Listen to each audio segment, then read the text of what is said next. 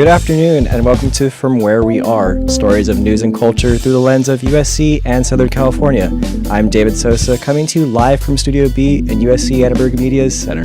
And I'm Lauren Worley. It's Tuesday, February 3rd. On today's show, Bad Bunny takes over the week with Grammy wins and upcoming Superbowl performance. USC Center for the Political Future Director discusses 2026 midterms, and USC professor advises student journalists how to report on immigration today. All that and more on From Where We Are. But first, today's headlines. A fighter jet from the U.S. Navy shot down an Iranian drone this afternoon. The Iranian drone was approaching the USS Lincoln in the Arabian Sea.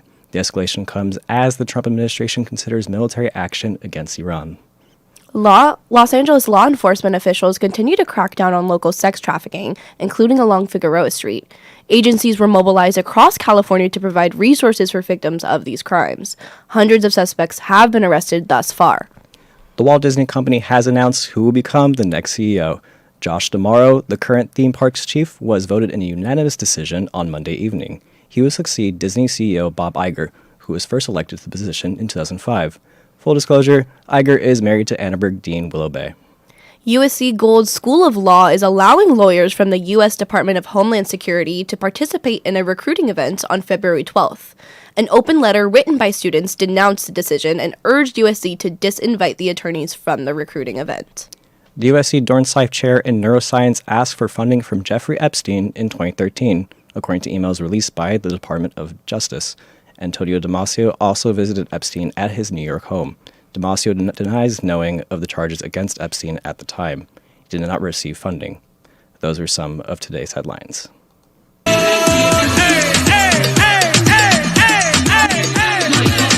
With Bad Bunny's 3 Grammy wins and Super Bowl headliner show, this week is big for the Puerto Rican star. His album, Debí Tirar Más Fotos, was the first Spanish-language album to win a Grammy for Album of the Year. What does this mean for the Latinx community ahead of his 2026 Super Bowl performance? Kaylee Eiber has the beat on this story. Anticipation was high for the Grammys, with Bad Bunny taking home 3 awards. He gave heartfelt speeches to the Latina community every time he went on stage. In his speech for winning Best Música Urbana album, Bad Bunny said, "Eyes out, we're not savage, we're not animals, we're not aliens, we are humans, and we are Americans." In his final speech, after winning Album of the Year, he tearfully began his speech in Spanish, then continued with, "I want to dedicate this award to all the people that had to leave their homeland, their country, to follow their dreams." Bad Bunny's win at the Grammys and his Super Bowl performance means a lot to the Latina community, especially today with ICE raids and deportation in the U.S. Jorge Gutierrez is a senior organizer for the Latina advocacy group Mi Gente. He says that many Latino immigrants were super excited about the Grammy results, especially Album of the Year. It's an all-Spanish album, and conscious of what's happening, politically in this country. It's culturally, it's a huge moment, right? Gutierrez says the message of the album creates a space where the Latina community can come together. Culture and music and art is really important during these difficult times for so many, to be able to speak to our communities, to be able to engage our folks, and to be able to put out messaging that speaks to what's happening in our communities. Here at USC, Patrick Cardenas-Herzig is a board member at the League of United Latin American Citizens, or LULAC. He's glad that Bad Bunny put his victory speech to good use. I definitely think that using his music, his platform as a way to communicate, the idea or the importance of Latinidad, I think it's very wonderful. Cardenas-Herzig adds that it's especially important now because there has been division within the Latina community. And so, in his album, Debí Tirar Más Fotos, he touches on the motif of a sense of togetherness, but also reflecting on the importance of highlighting Puerto Rican voices, for example. Bad Bunny brought his community together through music and now uses that platform for political advocacy. Daisy Montesinos Rivera is another board member at LULAC. Bad Bunny has always also advocated for protesting too, and for actually vocalizing your voice and using that to actually change. So I think it's, yes, using your voice, but in the same way using it to create change and to kind of put those pressures on this administration, for instance, that is very much resistant towards our community and to our very beings, in my opinion. Bad Bunny's week in music isn't over yet, and his community is all here for it. Between streaming his album, replaying his Grammys acceptance speech, and watching him perform at the Super Bowl halftime this Sunday, fans are in for a treat. For Annenberg Media, I'm Kaylee Iber.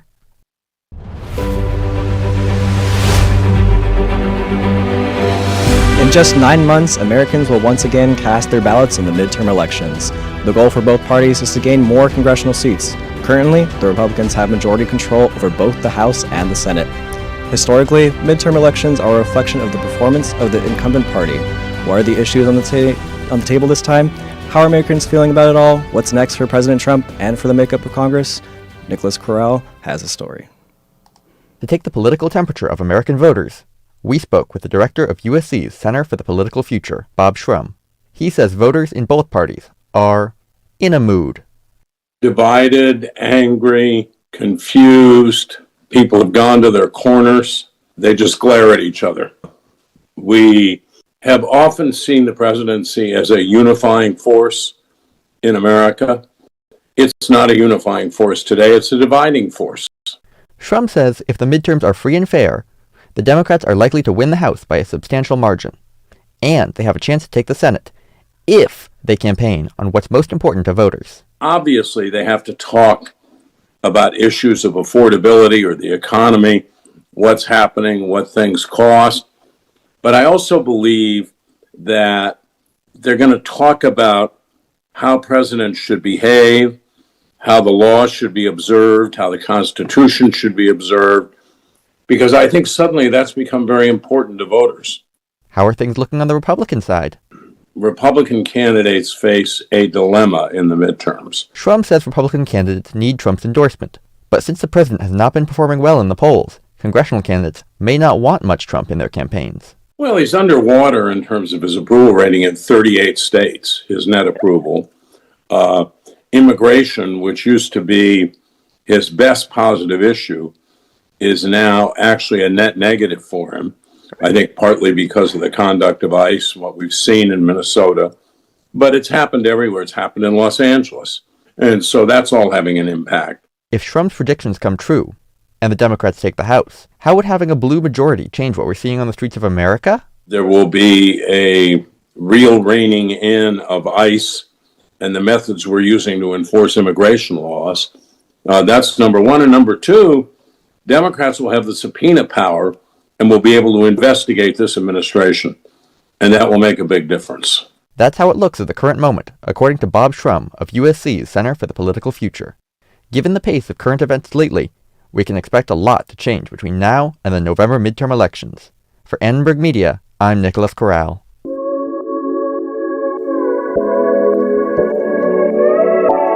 I'm David Sosa. We're glad you're with us on From Where We Are. And I'm Lauren Worley. It's 28 past the hour. Coming up, the government reopens after a 2-day shutdown and negotiations regarding ICE funding.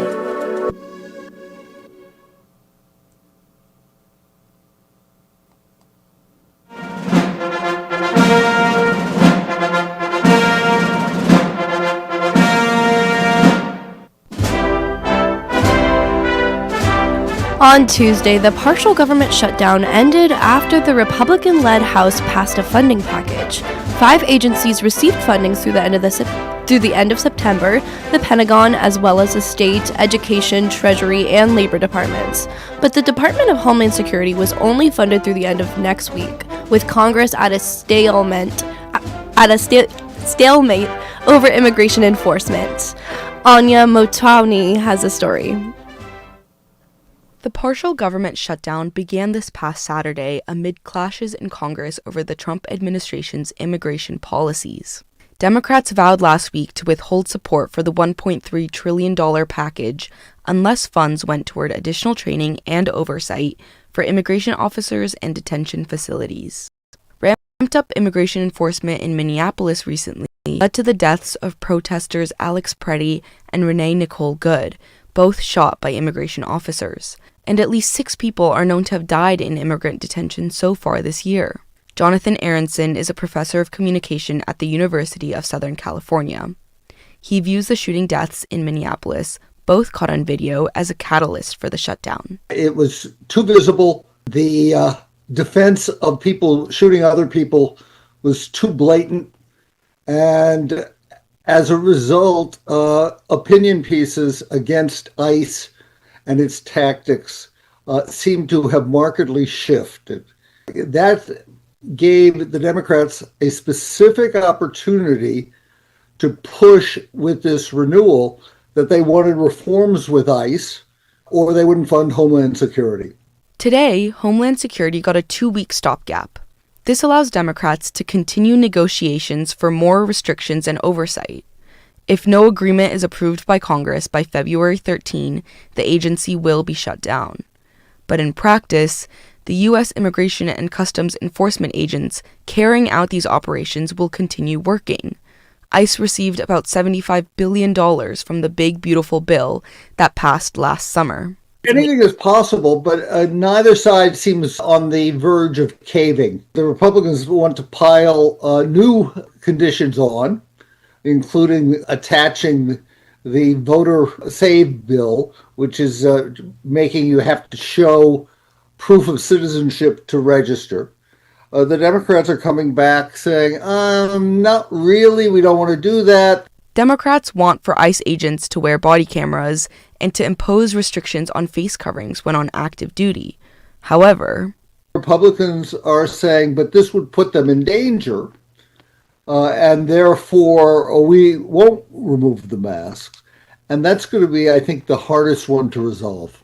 House Republicans have indicated that they aren't interested in further negotiations and that they will leave negotiating with Democrats to President Trump. For Annenberg Media, I'm Anya Motwani.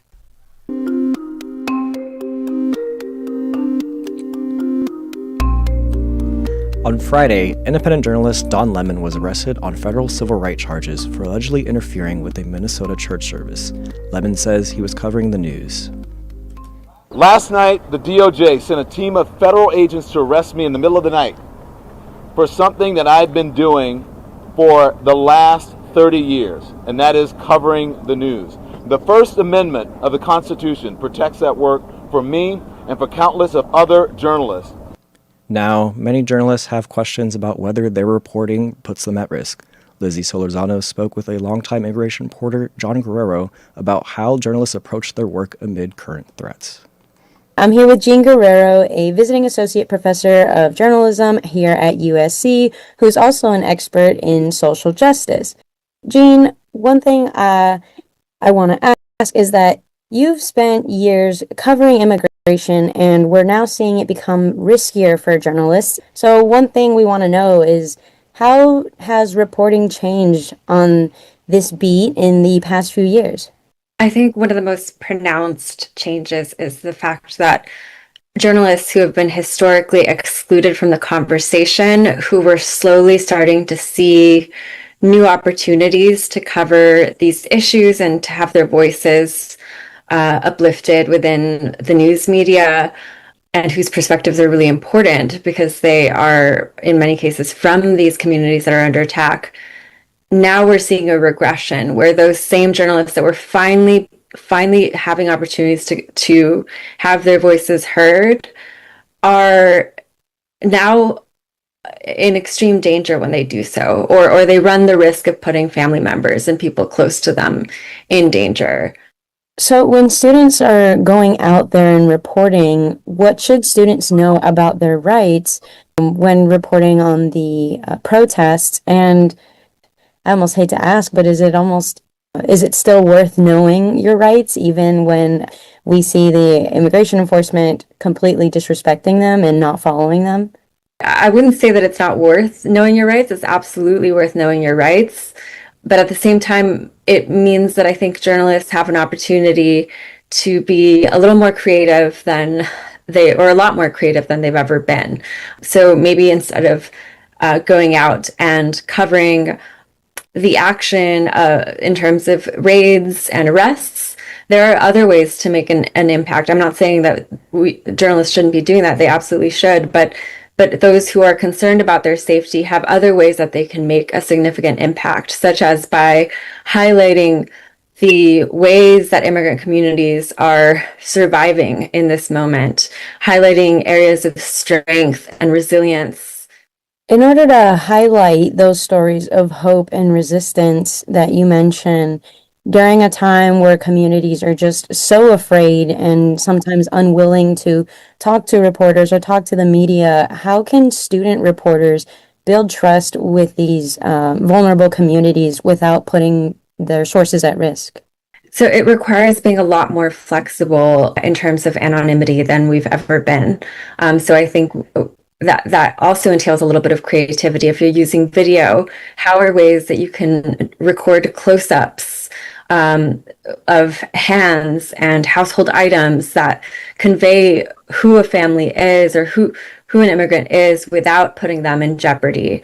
It means using audio, maybe in cases where people don't want to show their faces or don't want to have their names used, but they feel comfortable enough to use their voices.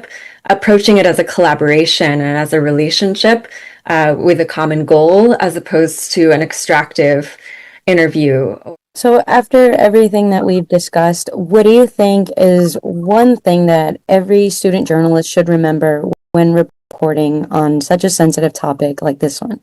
There's so many things, but I think the main thing is journalism about immigration too often focuses on the border and the idea that people who are under attack are foreigners who come from somewhere else. And I think we need to keep in mind as we are doing journalism on these issues that we don't reinforce these othering stereotypes and the ideas that the border creates in the public imagination, which is this us versus them mentality. We really need to zoom out of the border and show how people who are deeply, deeply embedded in American communities, in American life, in the American economy, are being targeted by border agents far from the border. And how the reason that some of these people are here has to do with things that are happening in countries that we rarely really understand what's happening on the ground. Wow, thank you, Jean. That's something that I definitely want to keep in mind. Thank you. Thank you for sharing all your insight with me today. I want to say thank you for your time.